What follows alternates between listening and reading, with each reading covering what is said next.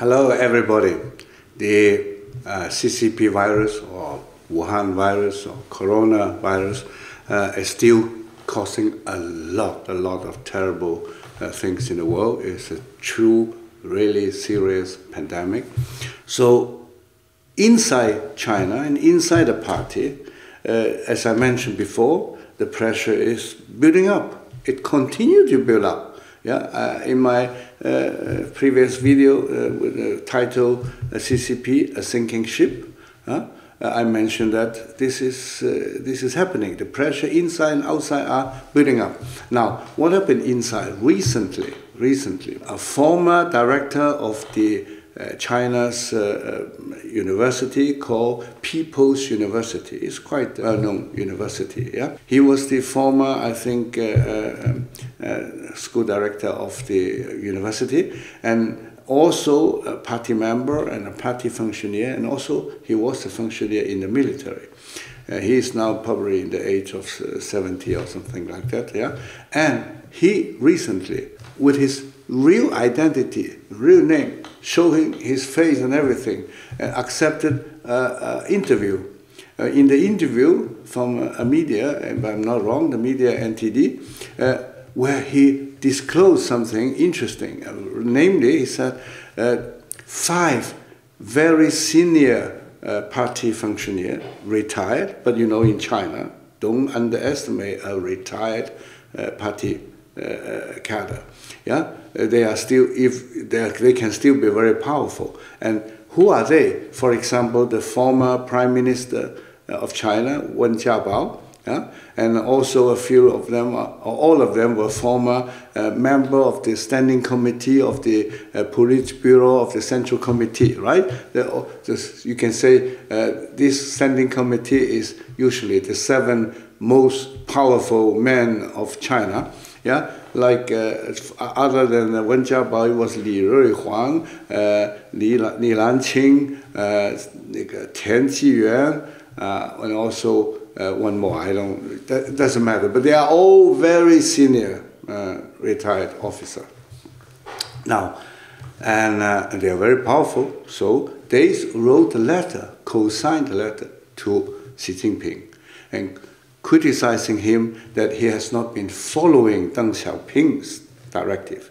And what they mean is Deng Xiaoping suggested, you know, his strategy of hide our strength and bide our time, right? So they were criticizing Xi Jinping that he should not deviate from this strategy of hiding a strength and keep a low profile and not to challenge America.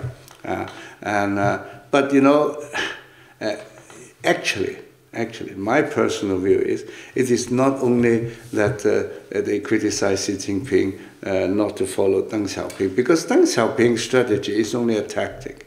What he means is, as long as China is not strong enough, then we should pretend to be weak. We should hide our strength and bide our time. But what does bide our time mean? Meaning, when we are strong enough, then we show our muscle and we claim what we want to claim.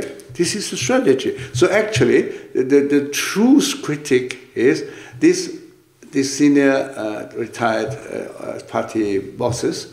Yeah, what they criticize is you show your muscle too early. Yeah, because we are not strong enough yet. So it shows that inside the party there are forces who are even probably afraid now that we are provoking too much America. And they know China is still not that, as the propaganda claim, stronger than America. So when America become too much provocated, then maybe it will lead to a kind of conflict and maybe even military conflict. And you know what is going on in South China Sea and Taiwan can anytime lead to a military conflict.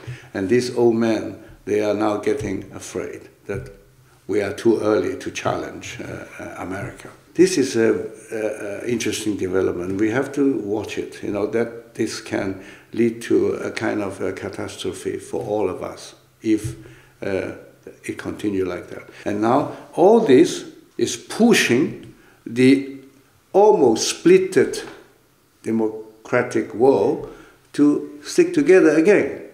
You know that in Europe, Germany and Italy, Spain, they were not so cooperative in many areas with America, because they were tempted by all the money and other advantage from CCP.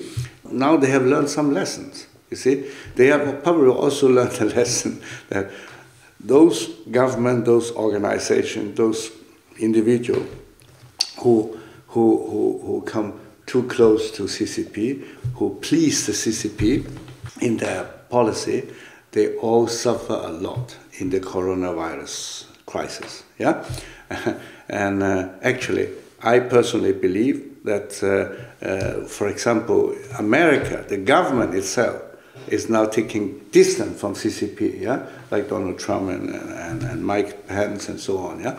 But how come that New York is so much affected? Well, because it is not only the question of how the government behave, but also how, for example, people in New York. And what is New York famous for? New York is the high concentration of American capital in Wall Street, and Wall Street has been behaving extremely cooperative to CCP. They have been actually financing a lot of CCP projects. Some projects look like a private company, but actually with military purpose. You know, 156 Chinese companies are listed in the New York stock market and Nasdaq and so on. And they have a total market value of $1.2 trillion worth of market value. They are listed, and annually they attract tremendous amount of American capital to finance all sorts of projects. So this, what happened in New York maybe make these people in Wall Street to rethink. Talking about the power game, yeah, between China and US, one tactic China has been doing, or strategy, is to infiltrate all the world organizations. You know, you just name it: World Bank, World Trade Organization, World Health Organization, and Interpol, and so on. All are very much infiltrated by Chinese government. So the WHO, is also extremely infiltrated, particularly the leadership. Yeah, we have to remember WHO has thousands and thousands of people working on it, doctors and so on. Yeah, they are all working. They are really trying to serve the world. Yeah, but the leadership, I think, is a big problem. And interesting is, although US is actually the biggest donator, the biggest financer of WHO, yeah, I think something like more than 20% of all the money they spend come from America, yeah, not from China. China is much less. But, for the leadership, to make them to work for China, China doesn't need to finance so much. The thing is, I know that Chinese companies are, for example, extremely good in corruption, in bribing. Yeah, so I have no evidence if they have done it to WHO, but I can imagine. And I think, and interesting is the head of WHO, this Dr. Tedros. Yeah, he recently in a press conference he was saying something extremely interesting. He was blaming Taiwan, that Taiwan is racist. Taiwan is attacking him because he is a black guy, because he's an African. Yeah, and the truth is, yeah, as long as I know, Taiwan government never criticized him because he was a black, because of nothing.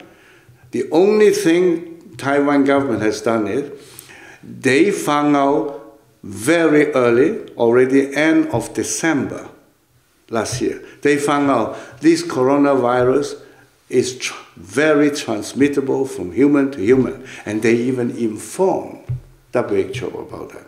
And WHO kept their mouth shut for all this time. that we know until about 20th of January.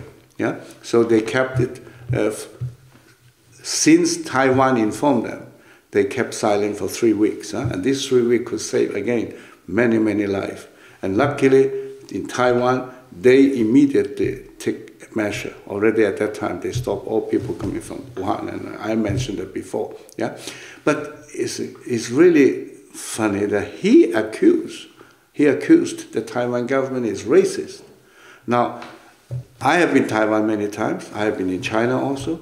To be honest, it's very difficult to find any racist phenomenon in Taiwan, and absolutely not from the government. Yeah, but in China, that is something different. In mainland China, for example, recently, all the black people in Canton, in Guangzhou, yeah, they were all discriminated because they have discovered a few of them was infected, yeah, of the coronavirus. And then what happened is all the black people in that district of Guangzhou, they were all thrown out from their landlords, from their apartments.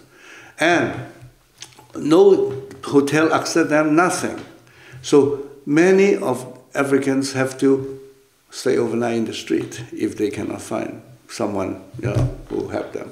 And recently, 3 Nigerian African was being thrown out from the hotel, and they called the consulate in Guangzhou, and the consul general, fantastic, he took his car and drove immediately to the site, and he was very angry with the Chinese official and criticized them loudly and told them that they don't have the right to confiscate the passport of Nigeria. This is property of Nigeria's government. And he just took with force the passport back from them and tell them that they should stop being racist. Now, this is interesting. Huh? So, you know, this is CCP. You know, I mean, although it was WHO who claimed that Taiwan was racist, but you know, WHO is working like a comrade in arm with CCP. I mean, at least the leaders, yeah, the first guy and the second guy, they talk like that they only have to have in mind how to help CCP to come around this crisis. So, ladies and gentlemen, that's all for today. I hope you enjoy it, and in case you enjoy it, don't forget to subscribe if you haven't done it, and click like and share with your friends. Thank you. Bye-bye.